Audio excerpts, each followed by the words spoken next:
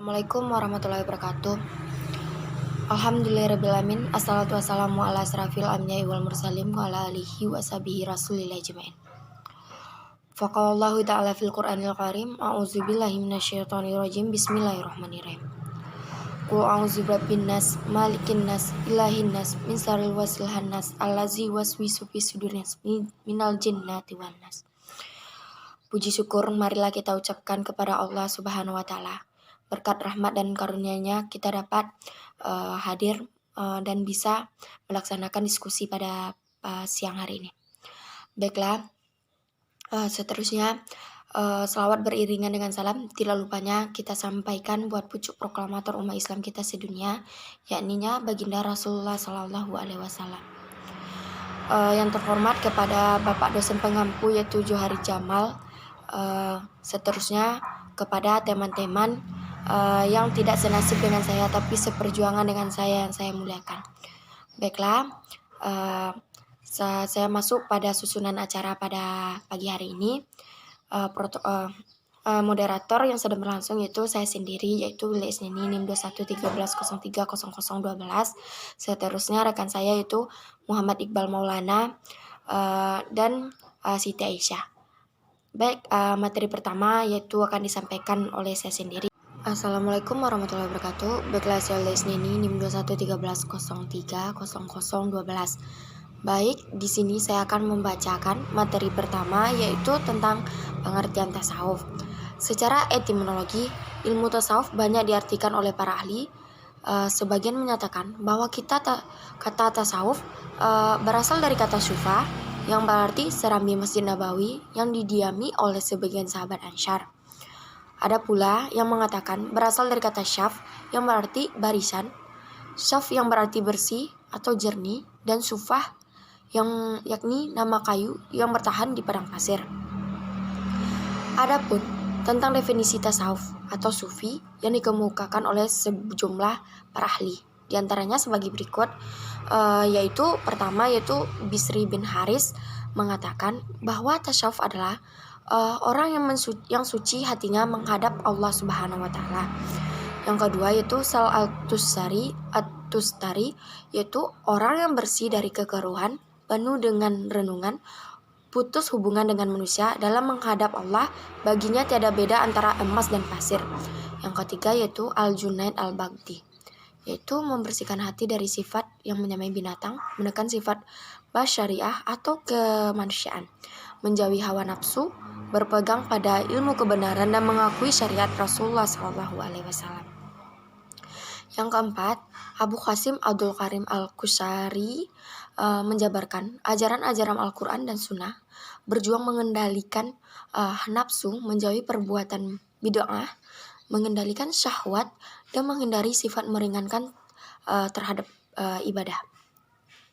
Yang kelima yaitu Abu Yazid Al-Bustami, yaitu melepaskan diri dari perbuatan tercela, menghiasi diri dengan akhlak yang terpuji, dan mendekatkan diri kepada Allah. Jika menelaah beberapa pengertian di atas, pengertian tasawuf nampak bervariasi. Hal ini karena berlaku status spiritual atau makam yang berbeda dominan dalam diri mereka, seperti tawakal, cinta kasih, dan rambu-rambu spiritual yang menjadi pengantar kehadiran Tuhan semesta alam. At-Tusi melansir beberapa definisi tasawuf di dalam kitabnya yang monumental Al-Luma, seolah-olah betapa sulitnya memberikan definisi bersifat jami' mani. Sekian presentasi dari saya kembalikan kepada moderator. Assalamualaikum warahmatullahi wabarakatuh. Sebelumnya perkenalkan, nama saya Siti Aisyah, NIM 2113030028, akan melanjutkan materi selanjutnya tentang dasar ajaran tasawuf dan tasawuf menurut Al-Quran dan hadis. Dasar ajaran tasawuf ada dua, yaitu Al-Quran dan hadis. Tasawuf juga memiliki erotan yang sangat erat pada Al-Quran dan hadis. Yang pertama, Al-Quran. Kajian tentang tasawuf semakin banyak diminta orang. Sebagai bukti, misalnya semakin banyaknya buku yang membahas tasawuf yang banyak kita temui telah mengisi berbagai perpustakaan, terutama di negara-negara yang berpenduduk Muslim. Juga di negara-negara barat, sekalipun yang mayoritas masyarakatnya adalah non-Muslim.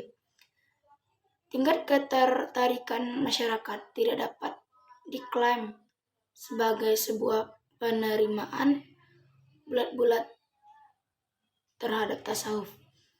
Ketertarikan masyarakat terhadap tasawuf dapat dilihat pada dua kecenderungan, yaitu pertama, karena kecenderungan terhadap kebutuhan fitrah atau naluriah. Yang kedua, karena kecenderungan pada persoalan-persoalan akademis. Kecenderungan pertama mengisyaratkan bahwa manusia membutuhkan sentuhan-sentuhan spiritual atau rohani. Tasawuf pada awal pembentukannya adalah akhlak atau keagamaan, dan moral keagamaan ini banyak diatur dalam Al-Quran dan Sunnah.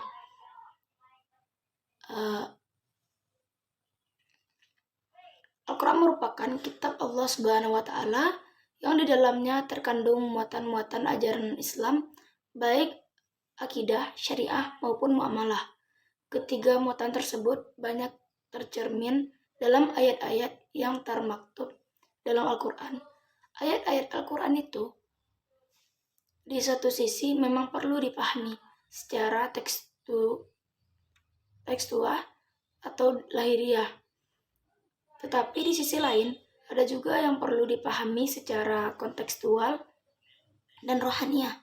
Sebab jika dipahami hanya secara lahiriah, ayat-ayat Al-Quran akan terasa kaku, kurang dinamis, dan tidak mustahil akan ditemukan persoalan yang tidak dapat diterima secara psikis. Secara umum, ajaran Islam mengatur kehidupan yang bersifat lahiriah dan batiniah. Pemahaman terhadap unsur kehidupan yang bersifat batiniah pada gilirannya melahirkan tasawuf. Unsur kehidupan tasawuf ini mendapat perhatian yang cukup besar dari sumber ajaran Islam, Al-Quran dan As-Sunnah, serta praktik kehidupan Nabi Muhammad SAW dan para sahabatnya. Al-Quran antara lain berbicara tentang kemungkinan manusia dapat saling mencintai atau muhabbah dengan Tuhan. Hal itu misalnya difirmankan oleh Allah Subhanahu wa Ta'ala dalam Al-Quran. Yang kedua, hadis. Dalam hadis Rasulullah SAW banyak dijumpai keterangan yang berbicara tentang kehidupan rohaniah manusia.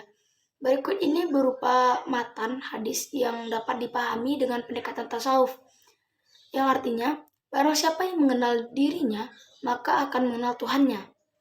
Hadis ini di samping melukiskan kedekatan hubungan antara Tuhan dan manusia, sekalipun mengisyaratkan arti bahwa manusia dan Tuhan adalah satu. Jadi, barang siapa yang ingin mengenal Tuhan, cukup mengenal dan merenungkan perihal dirinya sendiri. Terima kasih. Saya kembalikan kepada moderator. Assalamualaikum warahmatullahi wabarakatuh. Perkenalkan, nama saya Muhammad Iqbal Maulana dengan NIM 21130300036. Kali ini saya akan melanjutkan materi dari saudari Siti Aisyah, yaitu tentang tasawuf menurut para ahli. Tasawuf menurut para ahli ini yang pertama adalah Syekh Ahmad Jarruh. Adalah ilmu yang menerangkan cara-cara mencuci bersih jiwa, memperbaiki akhlak. Sedangkan menurut Syekh Islam Zakaria Al-Ansori adalah tasawuf adalah ilmu yang menerangkan cara-cara mencuci, memperbaiki akhlak, membina kesejahteraan lahir serta batin untuk mencapai kebahagiaan yang abadi. Menurut Syed Hussein Nasr, tasawuf adalah upaya untuk melatih jiwa dengan berbagai kegiatan yang dapat membebaskan manusia dari pengaruh kehidupan duniawi dan mendekatkan diri kepada Allah Subhanahu wa Ta'ala. Menurut HM Amin Syukur, tasawuf adalah sistem latihan dengan kesungguhan untuk membersihkan, mempertinggi, dan memperdalam aspek kerohanian. Dalam naskahnya Riayah Al-Himmah Ahmad Rifai Bagaimana yang dikutip oleh Nasiruddin bahwa tasawuf adalah pengetahuan untuk menghayati sifat-sifat yang terpuji serta menghindari sifat-sifat yang tercela sebagai jalan menuju akhlak yang sempurna. Menurut ulama ahlus sunnah, tasawuf adalah ilmu untuk mengetahui bagaimana cara mensucikan jiwa, menjernihkan akhlak, membangun dohir dan batin. Sedangkan yang terakhir, menurut Syekh Rashad Rida, tasawuf adalah salah satu dari pilar agama. Tujuannya adalah untuk membersihkan diri dan mempertanggungjawabkan perilaku sehari-hari dan menaikkan manusia menuju makom spiritual yang tinggi. Dengan demikian, dapat ditarik kesimpulan bahwa tasawuf adalah upaya untuk melatih diri dengan berbagai kegiatan yang dapat mengantarkan dirinya lebih dekat dengan Tuhannya, sehingga memancarkan akhlak yang mulia. Sekian materi dari saya, kurang lebihnya saya mohon maaf, saya kembalikan kepada moderator.